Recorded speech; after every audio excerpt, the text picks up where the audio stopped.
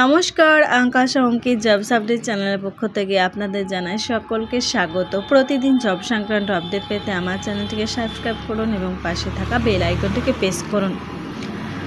আবারও কেন্দ্রীয় সরকারের তরফ থেকে একটি বিরাট বিজ্ঞপ্তি, শুধুমাত্র মাধ্যমিক পাস যোগ্যতায়। তাই আপনি যদি মাধ্যমিক পাস করে থাকেন তাহলে দয়া করে ভিডিওটি স্কিপ না করে শেষ পর্যন্ত শুনতে থাকুন। যারা পোস্ট অফিসে চাকরি করতে চান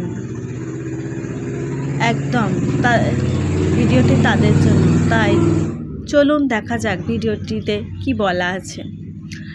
গোটা কেন্দ্রীয় সরকার তরফ থেকে গোটা ভারতবর্ষে 21,000 শূন্যপদ নেওয়া হচ্ছে। তার মধ্যে পশ্চিমবঙ্গে 923টি শূন্যপদ আছে। আর এর জন্য আপনাকে কোনো পরীক্ষা বা ভাইভা দিতে হচ্ছে না। আপনাকে সম্পূর্ণ মাধ্যমিকে প্রাপ্ত নম্বরের ওপর ভিত্তি করেই নিয়োগ করা হবে। আর আপনি চাকরিটি কোথায় পাবেন? চাকরিটি পেয়ে যেতে পারেন আপনার কোনো এলাকায় কাছাকাছি, একদম ভারতের যে কোনো জায়গায় এটি রিক্রুটমেন্ট করা হচ্ছে। আবেদনটি লাস্ট ডেট হচ্ছে মার্চের 3 তারিখ 2025 আবেদনটি কোথাও আপনাকে যেতে হবে না, সম্পূর্ণ অনলাইনের মাধ্যমে আবেদন করতে পারবেন। এছাড়া আবেদনের জন্য আপনাদের বয়স হতে হবে সর্বোচ্চ 40 বছরের মধ্যে। আর এর জন্য আপনাকে যোগ্যতা কি থাকা দরকার? আপনি যদি মাধ্যমিক পাস করে থাকেন, শুধুমাত্র মাধ্যমিক পাস করে থাকলে হবে না, সঙ্গে আপনাকে কম্পিউটারের নলেজ থাকতে হবে। তার জন্য আপনাকে কম্পিউটারের সার্টিফিকেট থাকতেই হবে। এই কম্পিউটারের সার্টিফিকেট এবং মাধ্যমিক পাস করে থাকলে আপনি আবেদন করুন।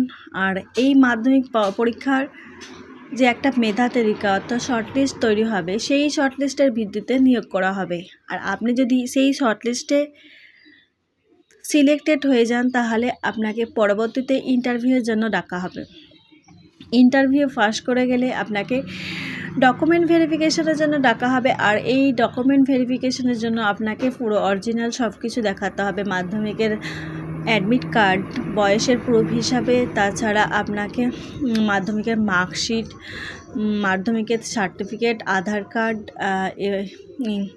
এগুলো সব কিছু অরিজিনাল আপনাকে দেখাতে হবে, সঙ্গে নিয়ে যেতে হবে। এছাড়া আরও কিছু জানার থাকলে আপনি গ্রামীণ ডেস্ক সহায়ক অর্থাৎ জিডিএসের ইন্ডিয়ান পোস্ট অফিসের অফিসিয়াল ওয়েবসাইটে খুলে দেখতে পারেন। তাছাড়া আপনি যদি জেনারেল, ওবিসি, ইডব্লিউএস অর্থাৎ যদি পুরুষ প্রার্থী হয়ে থাকেন তাহলে 100 টাকা করে ফিস দিবেন। যদি মহিলা হয়ে থাকেন তাহলে কোনো ফিস দেওয়ার দরকার নেই। আর আপনি এই পোস্টের জন্য যদি পরবর্তীতে কোনো ভিডিও পেতে চান তাহলে আমার চ্যানেলটিকে সাবস্ক্রাইব করে থাকুন। দেখা হবে পরের ভিডিওতে।